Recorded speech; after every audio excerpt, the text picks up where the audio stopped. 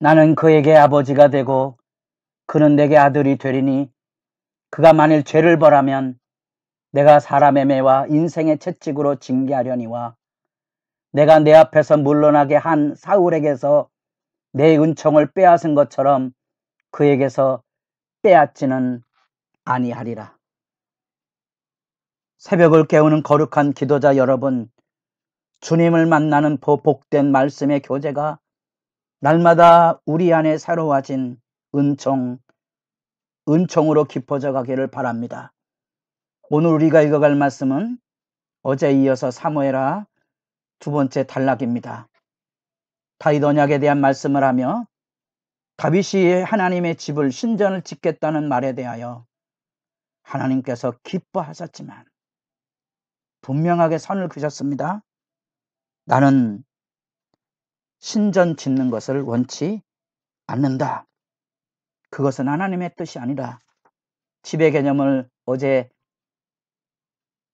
설명을 제대로 못 드렸습니다. 다윗은 하나님의 집을 지어 드리겠다는 말을 할 때 그 집은 신전을 말합니다. 하나님의 집이지요. 그러나 하나님의 집은 한 곳에 머물러 있는 것이 아니고 하나님의 집은 하나님의 백성이 있는 어느 곳이든지 그 안에 계시는 겁니다. 어제 주목해 봐야 된다 그랬습니다.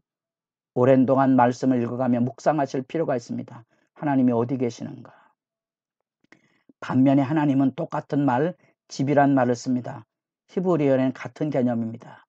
그러나 하나님이 쓰신 그 집이란 말, 베이트란 말을 가지고 신전이라는 집도 되고 베이트란 말을 가지고 왕조라는 다이네스티라는 말 개념도 됩니다.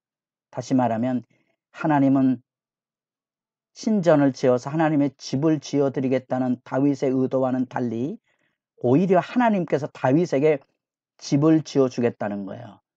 다윗과 그의 아들들에게 집, 하나님이 거주하는 장소가 하나님이 통치하는 영광과 주권이 다윗과 그 아들에게 영원할 거라는 겁니다. 그 관계, 집을 짓는 관계는 주인과 종의 관계가 아니고 아버지와 아들의 관계입니다. 그래서 7장 14절을 읽었습니다. 나는 그에게 아버지가 되고 그는 내게 아들이 되리라. 왕권을 빼앗는 게 아닙니다. 주정관계는 빼앗을 수 있죠. 종이 제대로 아니하면. 아들은 제대로 일을 안 한다고 빼앗지 않습니다. 빼앗을 수가 없어요. 아들이니까. 사울에게는 은총을 빼앗은 그런 식은 아니다. 그러나 잘못하면 터진다는 거죠. 우리가 별로 달가워하지 않는 얘기지만 그게 굉장히 중요한 메시지인데요. 사람의 매와 인생의 채찍으로 징계하려니와 빼앗지는 않는다는 거예요. 아들의 관계입니다. 우리가 구원에 대한 이해를 가질 때 이 망각하신 은혜가 바로 그와 같은 겁니다. 비록 우리가 믿음대로 바로 살지 못하지만 교회가 하나님 앞에 바로 서 있지 못하는 슬픔과 아픔과 허물과 추함이 있지만 하나님은 늘 갱신해 가십니다. 아들이기에. 그게 하나님의 큰일입니다. 하나님의 큰일이 이루어지기를 오늘 본문 앞에 다윗이 엎드려서 말할 수 없는 은혜의 감복 앞에 서 있는 겁니다. 다윗 언약의 실제는 그런 점에서 아버지와 아들이라는 구원의 관계를 이야기하고 영원히 이루어지겠다는 겁니다. 그래서 우리는 이 안에서 인간 왕의 통치들이 무너져가는 슬픈 장면 안에서도 다윗의 언약의 실제를 기다립니다. 어제 말씀을 살펴본 신명기 12장에 나타난 대적을 물리치고 안식하게 하고 평안하게 하시겠다는 약속이 다윗에게 이루어질 뿐 아니라 이제 이 구원의 약속은 다윗의 자손들이 그 뜻을 제대로 이루지 못하여 새로운 다윗의 후손이 오시지요. 예수님 오신다는 거 아십니까? 신약으로 넘어갑니다. 왜 다윗의 후손으로 오십니까?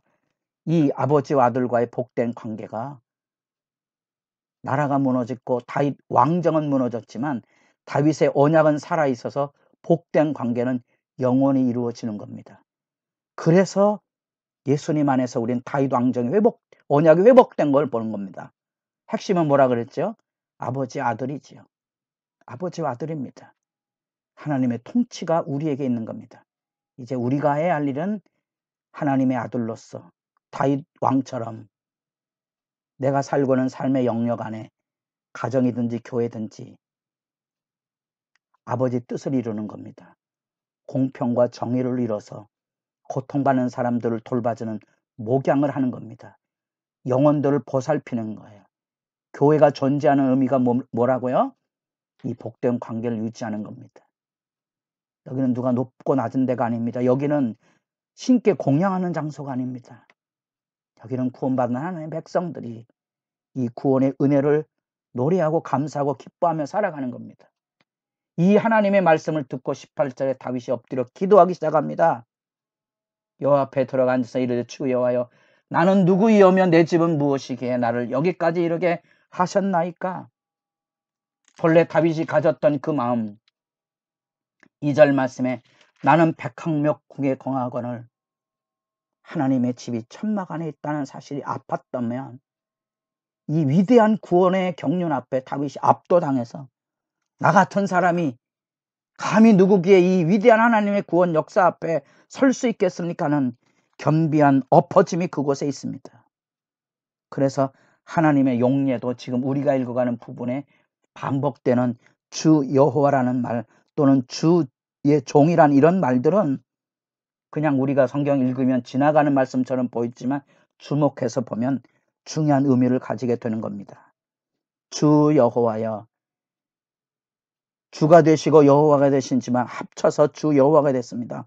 위대한 큰일 하고 계시는 하나님에 대한 표현이고 하나님 앞에 주의 종이라는 말이 반복되어 나옵니다. 왜? 자기가 가지고 있는 믿음 없는 세상 속에 살고 있는 왕정에 대한 기대를 가지고 있는 그릇된 방식, 언약궤를 모셔 올릴 때 가졌던 또 신전을 지으고자 했던 열망 앞에 당겨진 세상과 구별된 왕정을 세워야 되는 하나님의 위대한 경륜 앞에 압도되어서 이제 주의 종이라는 고백을 시작합니다. 바로 이 회개와 순종의 소중한 경험이 하나님의 아들로 살아가는 신자들의 기본 도리입니다. 누구나 넘어질 수 있습니다. 잘못할 수 있습니다. 중요한 것은 회개하고 순종할 수 있느냐는 겁니다. 이것이 다윗이 사울과 다른 점이고 성경이 부각하고 있는 초점입니다. 다윗은 자기의 범죄에 하나님의 말씀 앞에 거꾸러졌습니다. 우리는 하나님의 말씀 앞에 거꾸러집니까? 교회는 회개하는 곳입니까? 죄를 고백합니까? 간사한 말이나 적당한 미사역으로 넘어가지 않습니까? 왜 죄의 지배 안에 사람이 무너져 가는지, 왜 교회 안에 십자가의 은혜가 잊혀져 가는지, 죄의 고백이 무너지는 거지요. 그래서 순종하지 않았기 때문에 신앙의 변화가 없는 겁니다. 아파야 될 부분입니다. 역사 이야기고요. 역사가 그렇게 이야기합니다. 이렇게 은혜를 줬는데도 다윗은 범죄합니다. 11장부터 슬픈 얘기입니다. 솔로몬은 이 다윗의 언약의 축복의 직접적인 대상입니다. 여기 나타난 아돈의 대상자가 솔로몬입니다. 1차적으로는. 이후로는 다윗의 후손들이지만 그는 드디어 성전을 짓습니다. 열왕기상 3장과 11장 읽으셔야 됩니다. 솔로몬은 하나님 앞에 세상에 다윗이 겪어야 됐던 이런 세상의 왕권 사상에 사로잡혀 여러 여자들과 더불어 외교관계를 맺어 부강했지만 결국 그 덫에 빠져서 심판받게 됩니다. 그 이야기 중에 잊지 말아야 될 것은 다윗의 얼굴을 봐서 솔로몬 하나님께서 그 정도까지만 심판하신다는 거예요. 다윗과 솔로몬의 놀라운 차이를 보셔야 됩니다. 핵심이 여기 6장 7장에 있습니다. 하나님 앞에 회개하고 거꾸로 질 수 있느냐? 그 얘기입니다. 그리고 이제 여호와의 위대하고 유일한 신앙에 대한 찬미와 그 앞에 엎드러지며 하는 말이 있습니다. 아버지 뜻이 이루어지길 원합니다. 이 놀라운 영광. 그래서 29절 이제 청하건대 종의 집에 복을 주사. 이 복이 뭡니까? 약속의 복이지요. 하나님이 다윗에게 준 언약의 복을 영원히 있게 하옵소서. 주의 종의 집이 영원히 복을 받게 하옵소서. 여러분, 예수 안에서 우리가 하나님의 아들 된 그 복을 기억하고 있습니까? 얼마나 기뻐하고 즐거워하며 살아가고 있습니까? 언약 백성으로 부르신 복된 관계를 우리가 기억하고 감사하며 기뻐하여 주를 섬겨야 되는데, 우리는 이 복된 관계보다 더 많은 것을 가지길 원하는 재물의 숭배와 슬프고 아프게도 교회당 안에서까지 내가 큰 소리를 쳐야만 되는 높아짐의 아우성에 서 있다는 사실이 막 가슴 에이게 여러분의 삶은 무너뜨릴 수 있어야 이 관계를 잘 유지하게 될 것입니다.